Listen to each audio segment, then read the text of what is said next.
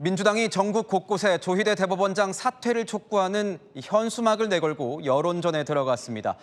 야당은 대통령 탄핵 사유라고 맞받았습니다. 최주현 기자입니다. 법치 파괴 조희대는 물러나야 한다. 조희대 대법원장 사퇴를 촉구하는 현수막이 걸렸습니다. 대법원장 사퇴를 촉구하는 민주당 현수막은 이렇게 유동인구가 많은 주택가 곳곳에 설치됐습니다.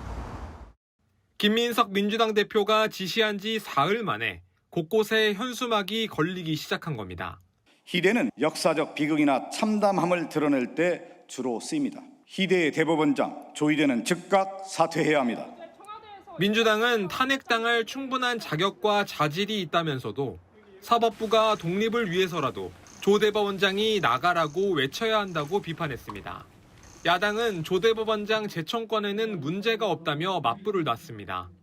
장동혁 대표는 대통령과 재청 전 사전 협의하고 조율하는 것이 위헌적 관행이라고 지적했고, 나경원 의원은 입맛대로 대법관 쇼핑을 하겠다는 것이 반헌법적 폭거이자 대통령 탄핵 사유라고 직격했습니다.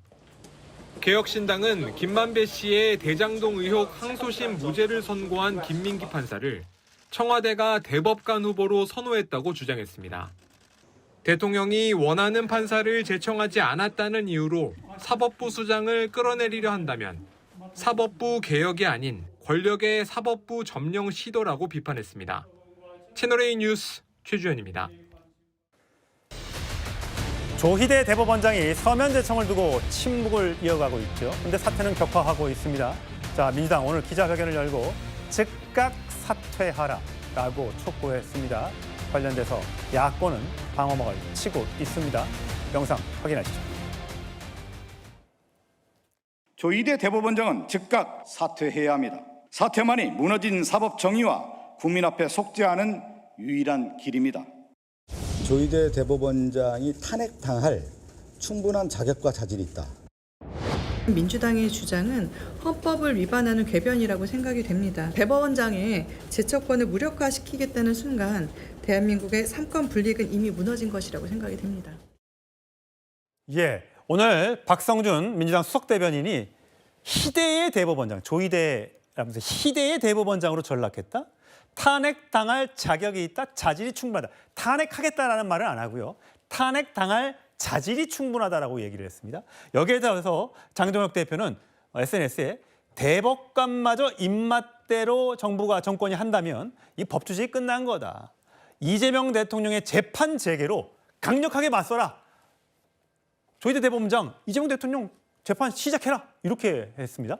예, 박성준 대변인 의원이 이야기한 것 중에 맞는 표현은 희대 대법원장인 것 같습니다. 왜냐하면 조희대 성함이 그러니까 희대 대법원장은 맞는데, 아니 지금 민주당이 계속적으로 지금 조희대 대법원장에 대해서 사퇴 압박을 하고 있습니다. 지난번 2025년도 같은 경우는 청문회도 하고 또 조희대 대법원장 관련해서 특검을 한다고 계속해서 압박을 하고 있습니다. 과연 이런 압박이 왜 이러는 것이죠? 결국은 이재명 대통령의 입맛에 맞는 사법부, 즉 사법부를 장악하고 대법관을 임명하기 위해서 이런 거 아니겠습니까? 그런데 참으로 참 우려스러운 게 우리 대한민국의 가장 중요한 헌법적 질서가 뭡니까? 결국은 우리 자유민주주의를 지키기 위해서 우리 대한민국의 헌법은 권력 분립을 하기 위해서 상권을 분립하고 법치주의입니다. 그런데 이 상권에 있어서 이 행정의 권력, 입법의 권력, 이렇게 사법의 권력을 압박한 게 제 기억으로는 우리 대한민국 역사상 통틀어서 거의 없습니다. 그럼에도 불구하고 지속적으로 지금 이제 압박을 하고 있는데, 그러면서도 명분이 지금 이제 서면 제청이라는 것을 명분하고 있습니다. 그런데 지난번 국회 법사위에서 법원행정처장이 나와서 이야기를 한 것처럼 4, 5개월 동안 결혼이 된 대법관에 대해서 계속해서 협의를 하자고 했는데 대통령께서 만나주지 않은 거 아닙니까? 그렇기 때문에 어쩔 수 없이 서면 제청을 하고 그것조차도 민정수석실과 협의를 했다고 법원행정처장이 했는데, 그런 이유 때문에 계속적으로 지금 압박을 하고 있는 것은 결국은 김민기 판사를 중심으로 해서 대통령의 입맛에 맞는 사람으로 임명하기 위해서 그런 것이다. 즉 사법부를 장악하기 위해서 그런 것이고, 더 나아가서는 이재명 대통령이 본인이 퇴임할 때 결국은 재판을 받아야 되는데 재판에 유리한 법관을 구성하기 위해서 그런 거 아니겠느냐, 이런 어떤 추측을 할 수밖에 없는데, 그러면 그럴수록 국민들은 대통령이 사법부 장악에 대해서 더 반발과 비판을 할 수밖에 없을 것 같습니다. 예, 강승훈 변호사. 지금 그러니까 모든 것을 야권에서는 그런 것 같아요. 대통령 임기가 끝난 뒤에 재판 재개와 관련해서 걱정을 하기 때문에 본인의 입맛에 맞는 대법관을 임명하려 한다. 또 최근에 나왔던 이 헌법 개정 관련된 개헌 관련돼서도 대통령이 재판받기가 두려워서 연임을 하려고 한다. 뭐 이런 등등의 주장을 계속 야권에서 펴고 있는 거잖아요. 근데 지금 보면 그래서 탄핵을 하겠다는 거예요, 안 하겠다는 거예요. 지금 보니까 현수막이 국회 앞에 막 걸려 있더라고요. 탄핵하라 이런 것들이. 네.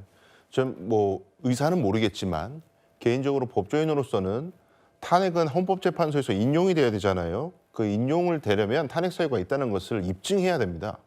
조희대 대법원장이 뭐 지난 파기환송 때 공직선거법 파기환송 때 정치에 개입할 의도로 무리한 절차 진행을 했다라거나 이번에 재청을 심히 늦게 하고 뭐 한독수 등 사건을 미루고 그런 것들 그리고 1+1으로 그러니까 김성수 부장판사와 같이 묶어가지고 재청하고 이런 모든 것들이 정치 행위다 예. 주장할 수는 있어요. 근데 그걸 탄핵 사유로 인정받기 위해서 입증한다는 건 전혀 다른 문제예요. 예, 하긴 뭐 저희 현수막도 보니까 물러나야 합니다지 뭐 탄핵해야 합니다는 아니네요. 네, 탄핵을 한다면 뭐 직무정지가 되는 효과는 있을 수 있겠지만 조희대 대법원장 내년에 임기가 이제 끝나기 전에 뭘 저거 6개월 지나가지고 만약에 탄핵이 뭐 기각되거나 이랬다면 또 정치적으로는 대단한 예. 문제에 몰리는 거거든요. 그래서 저는 개인적으로 탄핵은 취재하지 않을 걸로 봅니다. 문제 제기는 해야 될 부분은 있어요.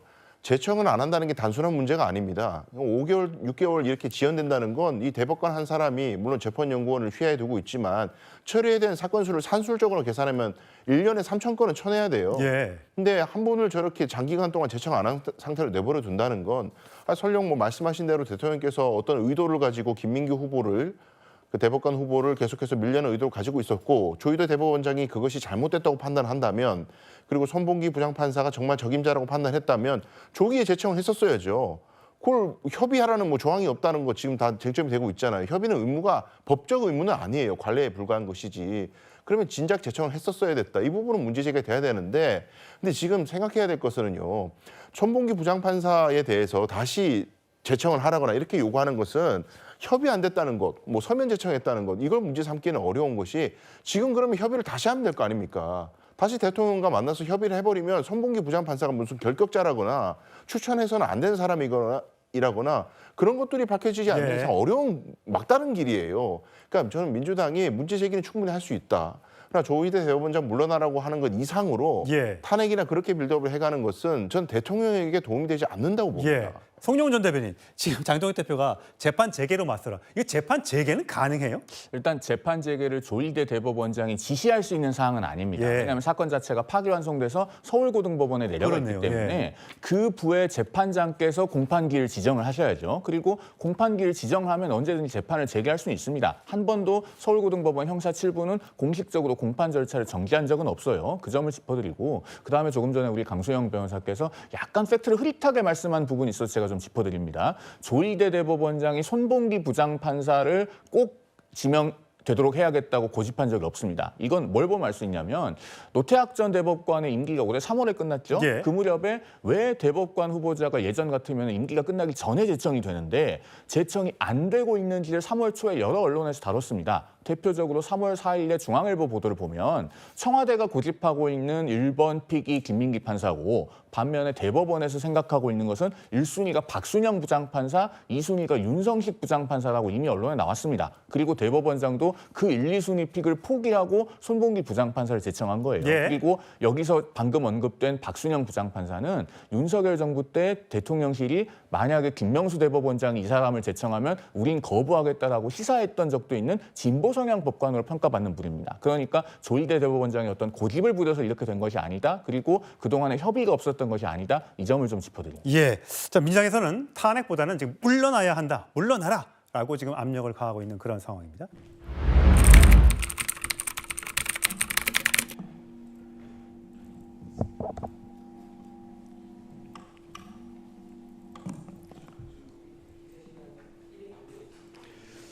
네, 안녕하십니까. 더불어민주당 수석대변인 박성준 의원입니다. 오늘 논평을 하겠습니다. 희대 대법원장 조희대는 즉각 사퇴해야 합니다. 희대는 세상에 매우 드물다는 뜻이지만 역사적 비극이나 참담함을 드러낼 때 주로 쓰입니다. 역대 대한민국 대법원장은 법치주의의 상징이자 존엄과 존경의 대상이었습니다. 사법부의 수장으로서 마땅히 지켜야 할 품격, 존엄, 디그니티가 존재했습니다. 그러나 지금의 조희대 대법원장은 그 품격과 디그니티를 스스로 내던진 채 말 그대로 희대의 대법원장으로 전락했습니다. 서구에서는 법원이 판결을 무기 삼아 독자적인 정치 행위를 일삼고 민주주의적인 통치를 왜곡하는 현상을 사법 통치라고 말합니다. 처음부터 제가 다시 한번 할게요.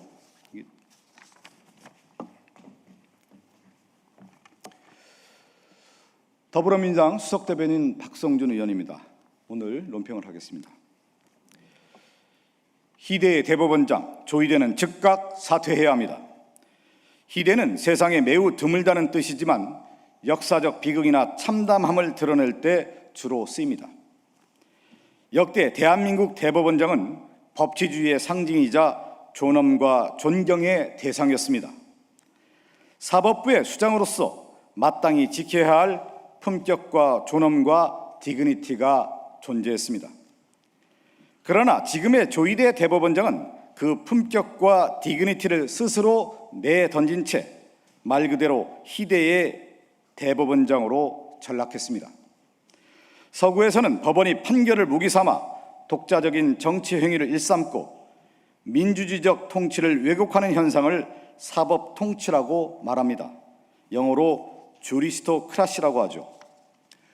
법원이 판결을 넘어 사실상 정치 전선에 뛰어들어 판결로 정치를 대신하는 사법 폭주를 뜻합니다. 정치 판사들은 사법의 정치화를 정당화하기 위해 사법부 독립이라는 헌법적 가치를 자신들의 방패막이로 악용하고 있습니다. 역사는 왜곡된 사법 폭주의 정점에 조희대 대법원장이 그 부역자의 자리에 노경필 법원 행정처장이 있었음을 영원히 기록할 것입니다. 조희대 대법원장은 즉각 대법원장직에서 사퇴해야 합니다. 사퇴만이 무너진 사법 정의와 국민 앞에 속죄하는 유일한 길입니다. 희대의 대법원장, 조희대 대법원장은 사퇴해야 합니다.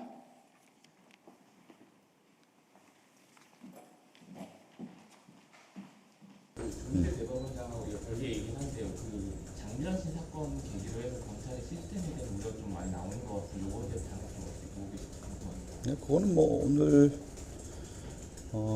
이제 그 앞으로 이제 이제 형사소법 개정되지 않습니까? 그리고 여러 이제 보완책도 좀 마련했던 것으로 알고 있기 때문에 그러한 점들에 대해서도 우리 당에서도 잘 알고 있고 의원들도 말씀을 많이 하기 때문에 추후에 그런 부분에 있어서 어떤 문제점이 있다고 하면은 보완책을 하나하나 더 마련해서 이미 이제 보완책들을 많이 마련했는데 국민들의 우려가 없도록 잘 보완하도록 하겠습니다. 네. 신우리 최위원입니다. 오늘도 조희대 대법원장 사퇴 말씀하시고 이번 주 내내 네네. 하고 계신데 일종의 당 내에서는 사퇴할 수 있는 시간을 주거나 데드라인이라고 생각할 수 있는 부분 어느 정도까지 두고 있는지 정확하고 김승원 법사위 간사 개인 의견이라고 하긴 했지만 법원행정처 폐지에 대한 얘기도 사실 한 차례 당 내에서도 검토를 했었던 상황인 만큼 가능성이 어느 정도 열려 있는 상황입니다. 저는 그 지난번에 김민석 당대표가 말씀하신 내용을 잘 새길 필요가 있다고 봅니다. 뭐냐면 조희대 대법원장이 탄핵당할 충분한 자격과 자질이 있다. 탄핵당할 그 점을 잘 보고 또 하나는 뭐냐면 이런 조희대 대법원장이 과연 대한민국 역사상에 제가 오늘 논평도 하지 않았어요. 대법원장 그동안에 존경과 존엄과 한마디로 영어식 표현으로 디그니티가 있었던 분입니다. 근데 이렇게 대법원의 신뢰를 무너뜨렸던 대법원장이 있었습니까? 즉각 사퇴해야 되는 거고요. 더 나아가서 저는 사법부가 정말 독립을 위해서라도 조희대 대법원장이 나가라고 외쳐야 되는 겁니다. 이 시점에 기자 여러분께서도 사법부, 대법원에 질의를 하셔야 된다고 봐요. 조희대 대법원장의 문제에 대해서 법원은 어떻게 생각하느냐, 법관들은 어떻게 생각하느냐, 이런 역사에 대법원장이 있었느냐 물어야 되는 거 아니겠습니까? 법관회의나 대법원이나 사법부에서 이러한 조희대 대법원장에 대한 입장도 못 냅니까? 입장 정도는 내야 되는 거 아니겠어요? 국민들의 신뢰를 무너뜨렸던 이 조희대 대법원장에 대해서 아니 그 공공의 기관 아닙니까? 기관에서 입장 하나 못 냅니까? 답을 좀 달라고 하세요. 기자 여러분께서는 늘 정치인들에게 답을 요구하지 않습니까? 법관에게 답을 요구해야죠. 이미 조희대 대법원장은 정치인이 됐잖아요. 정치 플레이어로 뛰고 있잖아요. 그러면 정치 플레이어인 조희대 대법원장에게 질의를 하십시오. 이러한 신뢰가 무너뜨린 데 대해서는 조희대 대법원장이 어떻게 생각하고 답을 내놓으십시오. 그렇게 질의를 먼저 하십시오. 예. 그 법원 행정처 폐지에 대한 내용도 그거는 이제 추후에 제도 개혁에 대한 얘기이기 때문에 지금 단계에서 제가 언급할 내용은 아닌 것 같습니다. 네, 혹시 뭐 다른? 보면 구조적으로 대통령과 대법원장이 논의 조율이 좀 잘 이루어지지 않으면 이렇게 행정부하고 수장이 충돌하는 양상으로 갈 수밖에 없는 구조적인 한계도 좀 있잖아요. 아니 저는 조희대 대법원장이 민주주의적인 시스템에 대해서 잘못 이해하고 있다고 봐요. 국민의 선출을 받았던 대통령에게 최종 임명권을 주는 거잖아요. 그렇지 않습니까? 그리고 국민의 선택을 받았던 국회의원들에게 국회 동의권을 주는 거 아니겠습니까? 그러니까 입법, 사법, 행정이라고 하는 견제의 균형의 원리에 있고 사법부는 대법관을 제청하는 권한이 있는 거예요. 거기에 대해서 국회 동의권이 있는 거고 대통령이 최종 임명권이 있는 거 아니겠습니까? 거기에서 당연히 그러면 임명권자의 국민의 선출받은 대통령의 임명권, 민주적 정당성을 부여받은 대통령의 임명권을 줬다고 하면은 그 전에 왜 역대 대법원장들이 다 대통령과 함께 대면 접촉을 해서 대면을 만나서 의견을 나눴겠습니까? 조율을 했겠습니까? 그것은 민주적인 시스템의 안정화를 위해서 한 거예요. 근데 조희대 대법원장은 제청권이 임명권이라고 지금 착각하고 있는 거예요. 국민의 선출을 받았지 않은 대법원장이 무슨 임명권이 있습니까? 그런 면에서 조희대 대법원장은 민주적인 시스템, 민주적 정당성에 대해서 지금 부인하고 있는 대법원장이다. 그렇기 때문에 희대의 대법원장이 되는 것이죠. 그 민주적인 시스템을 잘 이해하시면 되겠습니다. 네. 혹시 뭐 다른? MBC 구경차입니다. 이따가 얘기해 주시겠지만 우리랑 저 앞분이 있는데 당에서 어떻게 메시지 정부에 전달하실지 오늘 좀 잠시 후에 바로 하니까요. 또 공개 메시지를 아마 당대표께서도 하는 걸로 저는 알고 있습니다. 11시에 회의할 때 공개 메시지 좀 보시고 추후에 고위당정 회의 이후에 제가 내용들이 있다고 하면 기자 여러분께 자세하게 브리핑 해드리도록 하겠습니다. 이 정도로? 네. 아니 제가 아까 말씀드린 것처럼 아니 공공기관이잖아요. 아니 사법부가 이러한 조희대 문제에 대해서 답을 내놔야 되는 거 아니에요? 그렇잖아요. 아니, 기자 여러분께서 모든 문제가 있다고 하면 그 기관에 대해서 질의하고 그 문제에 대해서 어떻게 생각하고 어떤 입장이냐 이렇게 항상 물어보지 않습니까? 사법부의 입장이 나왔어요? 제대로 된 입장이 없지 않습니까? 예를 들어서 지난 대선 과정에도 그렇고 지난 내란 과정에서도 이 사법부가 윤석열 내란 위헌 위법한 행동에 대해서 명확한 입장도 제대로 못 내놨던 사람들 아닙니까? 그러면서 어떻게 법치주의를 수호하겠다라고 하는 얘기를 할 수 있겠습니까? 조희대 대법원장에게 한번 물어보십시오. 내란에 대해서 어떤 입장인지. 그 입장도 제대로 못 내놓는 대법원장이 한국의 대법원장이 돼서 되겠습니까? 이상 마칠까요? 네, 감사합니다. 조희대 대법원장은 이게 정치